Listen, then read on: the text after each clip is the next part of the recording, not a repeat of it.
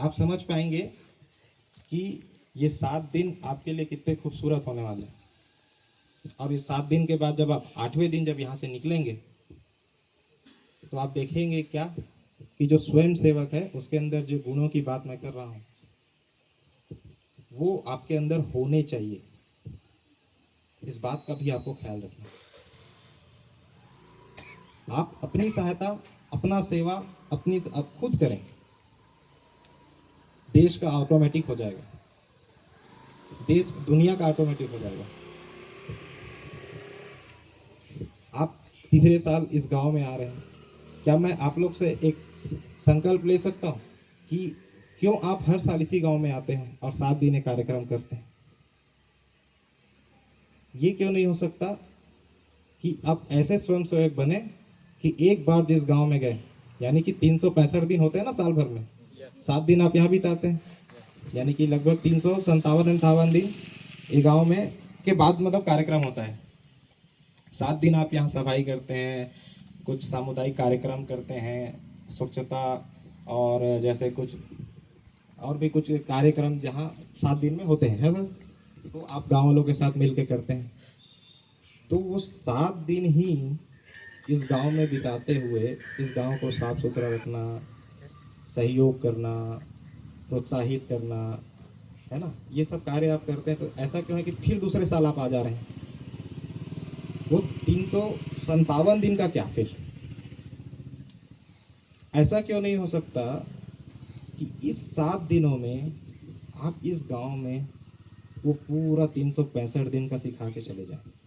ये भावना जो आपके अंदर है, जो स्किल आपके अंदर है, जो करने आप आए हैं, वो उनको सिखा के चले जाएं।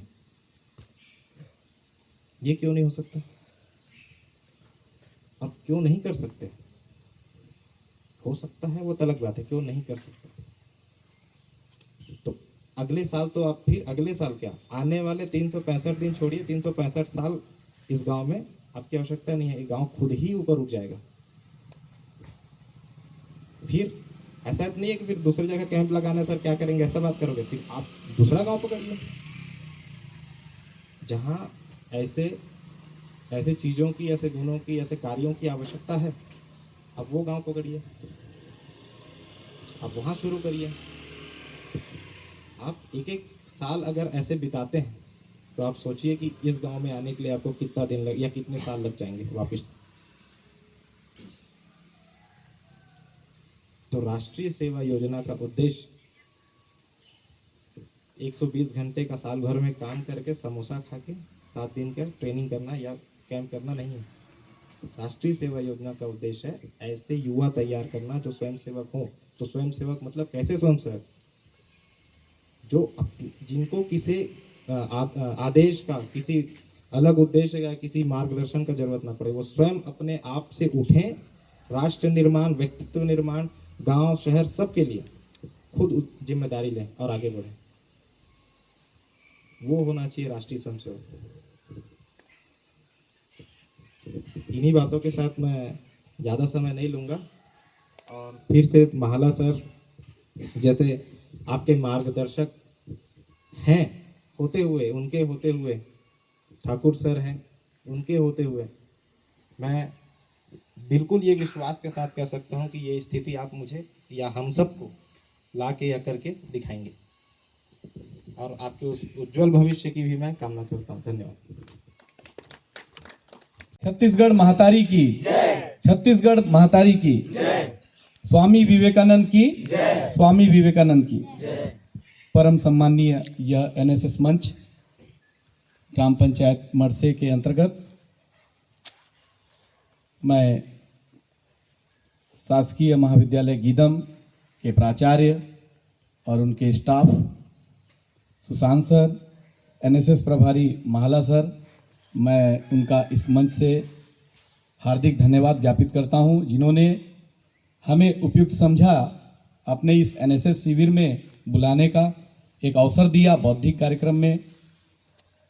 इसके लिए मैं पुनः उन्हें धन्यवाद ज्ञापित करता हूं। साथ ही मेरे पूर्व वक्ता सम्माननीय भागी भैया, भीम भाई, प्रतीक भाई, निश्चित रूप से मैं बहुत प्रभावित हूं आज प्रतीक भाई से मैंने उन्हें पहली बार सुना है। उनका इतना अच्छा वक्तव्य, इतना अच्छा बोलते हैं, ऐसी कल्पना मैंने नहीं की थी। आज मुझे उन्हें सुनने को मिला। मैं उन्हें दिल से धन्यवाद देता हूँ। भागी भैया जिन्होंने पंच परिवर्तन का एक अच्छा विषय, जो आज राष्ट्रीय स्वयंसेवक संगठन है, जो पूरे देश में का सबसे बड़ा संगठन, जो कि पंच परिवर्तन के विषय को लेकर आज पूरे विश्व में यह विषय को लेकर चला रहा है, जिसमें सामाजिक समरसता, कुटुंब प्रबोधन, स्वदेशी, पर्यावरण, तो ये 5 विषय बहुत ही अच्छे से उन्होंने इन 5 विषय पर आप सभी को संबोधित किया। भीम भाई ने भी 2 कहानियों के माध्यम से आप सभी को संबोधित किया और प्रतीक सर ने स्पष्ट तरीके से राष्ट्रीय सेवा योजना किस तरह से कार्य करती है और इसका क्या उद्देश्य है आप सभी के समक्ष प्रस्तुत किया। निश्चित रूप से मेरे लिए कोई विशेष तैयारी नहीं है इस आपके कैंप में आने से पहले कि कोई एक विषय को लेकर आऊं, लेकिन आपकी ऊर्जा को देखकर मेरे मन में निश्चित रूप से 2 शब्द आप सभी के बीच में रखने का मन कर रहा है। कहीं ना कहीं आप एक युवा पीढ़ी हैं। कॉलेज जो स्तर होता है, इससे पहले आप विद्यालय स्तर को पार करके आए हैं। पहली से लेकर 12वीं तक की आपने पढ़ाई की है। पहले आप LKG, UKG, उसके बाद प्राथमिक स्तर में आए, पहली से 5वीं तक खेल कूद, मनोरंजन, यहीं तक सीमित थे। दुनिया क्या है आप उससे अनभिज्ञ थे। अपने माता पिता, अपने परिवार, अपने गांव तक ही सीमित थे। जैसे ही आपके पढ़ाई का स्तर बढ़ा, जब आप माध्यमिक और उच्चतर माध्यमिक स्तर में आए, तो थोड़ी सी आपके अंदर समझ विकसित हुई। और अब आप जिस पड़ाव में हैं, निश्चित रूप से देश की निगाहें आपके ऊपर है। ये जो युवा पीढ़ी है, ये परिवर्तन करती है, समाज का निर्माण करती है। निश्चित रूप से आप अपने व्यक्तित्व का निर्माण करें। ये जो कैंप है ना, इस कैंप का उद्देश्य ही है। 24 सितंबर 1969 में जब इसकी स्थापना हुई, तो कहीं ना कहीं ये जो NSS की जो स्थापना थी, उसके पीछे एक उद्देश्य था। इसकी स्थापना की जरूरत क्यों पड़ी? कॉलेज स्तर पे जब आप अध्ययन करने जाते हैं, तो वहाँ आप NSS जैसे संगठन से जुड़ते हैं। आपको वहाँ पर माहला सर जैसे मार्गदर्शक मिलते हैं। कहीं ना कहीं इन मार्गदर्शक के सानिध्य में आप जीवन जीने की कला सीखते हैं। युवा पीढ़ी, मैं आज बात कर रहा हूँ युवा पीढ़ी की। आज हमारे भारत देश के लिए बहुत बड़ी चुनौती है। जो युवा पीढ़ी, 60% युवा पीढ़ी कहीं ना कहीं अपने मार्ग से पथभ्रष्ट हो चुकी है, और उसका एकमात्र कारण नशा पूरी तरह से हावी हो चुका है। नशे की लत कॉलेज स्तर, मैं यहाँ आप हैं या व्यक्तिगत किसी के लिए बात नहीं कर रहा हूँ। ये बिल्कुल एक सर्वे के अनुसार एक बिल्कुल ऑथेंटिक रिपोर्ट है, जिसमें हमारी युवा पीढ़ी नशे की लत में आ चुकी है। जब आप नशे में रहेंगे या नशे के आदी हो जाएंगे, तो निश्चित रूप से केवल आपको एक ही चीज सूझेगी, केवल नशा नशा नशा। इसके अलावा ना आपको आपका परिवार सूझेगा, ना ही आपको आपका महाविद्यालय सूझेगा, ना ही आपको आपका समाज सूझेगा। तो हमको इस नशे जैसी कुरीति से दूर हटना है। अगर हम नशा नहीं करते हैं, तो दूसरे को भी नशा ना करने हेतु प्रेरित करना है। साथ ही साथ युवा पीढ़ी, अब मैं फिर से आ रहा हूं युवा पीढ़ी पर। केवल मेरा एक ही उद्देश्य है, आप युवा हैं, आपको कहीं ना कहीं जागृत करने का मेरा प्रयास रहेगा इस मंच के माध्यम से। हमारा भारत देश इतना समृद्ध और शक्तिशाली देश, आज भी भारत देश पर अन्य देशों की निगाहें टिकी हुई हैं कि ये इतना समृद्ध देश, इस पे इतने आक्रमण हुए, इतने बार ये गुलाम हुआ, फिर भी आज ये बिल्कुल विकसित देश की ओर आगे बढ़ रहा है। ऐसा क्यों? कहीं ना कहीं भारत देश की एकता और अखंडता, निश्चित रूप से ये इसका परिणाम है कि हम सभी भारतवासी, हमारी जो संस्कृति है, भारतीय संस्कृति, ये पूरे विश्व की अनूठी संस्कृति है। पूरे विश्व में भारत देश की संस्कृति के बराबर कहीं संस्कृति नहीं है। हमारे देश में माता पिता को जो सम्मान मिलता है वो पूरे विश्व में कहीं नहीं है। कुटुंब प्रबोधन की एक बात आई थी, परिवार। आज मैं आपसे पूछूंगा आप अपने दादाजी का नाम बताइए या अपने दादी का नाम बताइए, तो निश्चित रूप से आप सभी को अपने दादा और दादी का नाम मालूम होगा और आज भी आप अपने दादा दादी से जुड़े हैं। कुछ ऐसे स्थानों में धीरे से कुटुंब प्रबोधन की जो व्यवस्था है वो प्रभावित जरूर हुई है, लेकिन एक जो व्यवस्था होनी चाहिए पारिवारिक की, आप उनसे जुड़े हैं। तो भारत अपने आप में एक सक्षम और सशक्त देश है और उसके सक्षम और सशक्त होने का कारण भी आप हैं। तो आप युवा हैं, फिर से आपसे बार बार यही कह रहा हूं कि आप सभी को पथ से भ्रष्ट होने की जरूरत नहीं है। अगर आप पथ से भ्रष्ट होते हैं तो निश्चित रूप से हमारा आने वाला भविष्य, हमारे देश का भविष्य भी दिग्भ्रमित हो सकता है। मुगलों ने शासन किया। मुगल जो बाहरी देशों से आए, फारसी आए, डच आए, पुर्तगाली आए, सभी आकर हमारे देशों में शासन किए। उनके शासन करने का कारण क्या था बताइए? क्या वो बहुत ताकतवर थे? क्या उनके पास बहुत बड़ी सेना थी? नहीं, वो चंद सैनिक, मतलब चंद लोग आए थे। उन्होंने क्या किया बताइए? आप ही लोग से मैं पूछना चाहता हूं, हम गुलाम क्यों हुए? क्या हुआ होगा? क्या वो हमारे भारत देश की जो उस समय की जो जनसंख्या रही होगी, क्या उतनी संख्या में वो हमारे देश में एकाएक आए? उतनी बड़ी सेना लेकर आए और हमारे देश में राज्य किए क्या? उसका कारण क्या था बताइए? हमारा देश जो उनका गुलाम क्यों हुआ बताइए? कोई भी एक बताइए। एकता, एक बहुत बढ़िया शब्द आया, एकता। संगठित, कहने का मतलब हम उस समय संगठित नहीं थे।